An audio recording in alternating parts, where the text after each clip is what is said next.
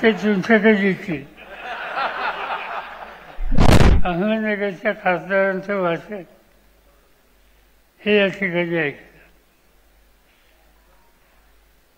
तुम्ही त्यांच्या घरी गेलाय का कोणी?